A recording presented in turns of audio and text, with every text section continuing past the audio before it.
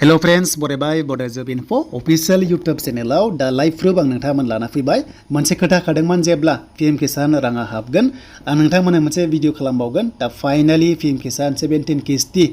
दिनै रिलिज खालामबाय बिनिफ्राय आसाम स्टेटआव साबेसे मोनखो बेसेबां रां हरखो सरकारा जों बिनि सायाव आपडेटखौ लाना फैदों दा बेखायनो भिडिअखौ नोंथांमोना जोबजासिम नाय हानायसेबां शेयार खालाम लाइक खालाम कमेन्ट्स खालाम आरो जाय नोंथांमोना चेनेलाव गोदानै फैदोंमोन बडाजोब इनफो साबस्क्राइब खालामना ला जेब्लायबो सरकारि आसनि लन स्किमनि सायाव नोंथांमोना आपडेट मोननो हागोन दायो आं पर्टेलाव दंफैखायो आरो बेयाव फैनाय लोगो लोगो दिनै अल इन्डिया 17 किस्तिखौ हगारबाय बेनो जाबाय 9 कौटिनि बारा बेनिफिसियारिफोरा आबादारिफ्रा मोननो हाबाय स' बिनिनो फैसा हाबनायनि लाइभ प्रुफ आं नोंथांमोनजों लाना फैदों मेसेज हाबनायखौ आं नोंथांमोननो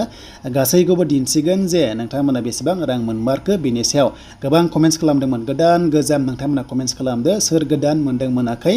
नोंथांमोना कमेन्ट्स खालामबानो जाबाय स' दानिया फैसा हाबनाय मेसेजआ बेनो दा नोंथांमोना मोनबाय फैसा हाबनाया नाथाय एसे लेट हाबदों मानोना आसाम स्टेटआव एसे लेट हाबदों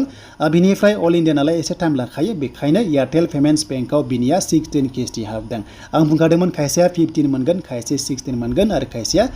मोनगोन 5 PM सोनाया 7:19 हाबदों मोनानि एबा इभिनिंनि स' बेखायनो भिडिअआ एसे लेट जाबाय मानोना आङो लाइभ प्रुफ लाबोनो नागिरखादोंमोन नोंथांमोननो फैसा हाबनायनि स' बेनो आरो खायसेया 16 मोनदों खायसेया 17 मोनदों जि मोनदों नोंनाव मेसेज फैखागोन फैसा हाबनायनि स' बेखायनो 2000 किस्ति बेयाव हाबबाय खायसेया 4000 एबा 6000बो मोननो हागौ बे खाफालनि खोथासै जायखिजाया नोंथांमोना मोनबाय लाइभ प्रुफ दा बेखायनो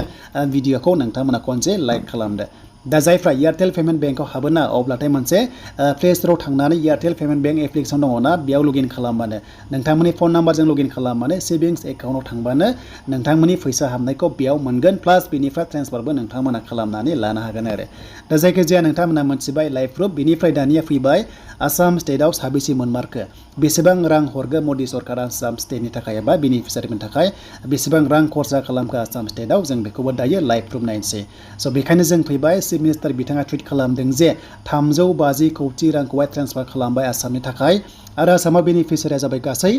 नोंथांमोना 17,50,000 एबा 17.5 लाख फार्मार्सफ्रा आबादारिफोरा नैबे किस्तिखौ मोनबाय स' बेखायनो जाय नोंथांमोना गोदान आरो गोजाम मोनदों आरो मोनाखै कमेन्ट्स खालामदो आरो जायफ्रा मोनबाय थायो जुदि हाबाखैबा लासैनो हाबगोन आरो जायफ्रा गोदानथारमोन नोंथांमोनाबो मोनदों जानांगौ दा बेखौ नोंथांमोनासो मिथिसिगोन स' बेखायनो बेखौ नायोबा रिपर्टखौ नायोबा बेनिफिसियारिया बारायदों अब्ला गोदानाबो मोनदों जानांगौ दा बेनोमोन पीएम किसाननि फैसा हाबबाय नोंथांमोना बख'दो एन्ड नेक्स्ट किस्ति माब्ला मोनगोन नेक्स्टआव गोदान भिडिअ फैगोन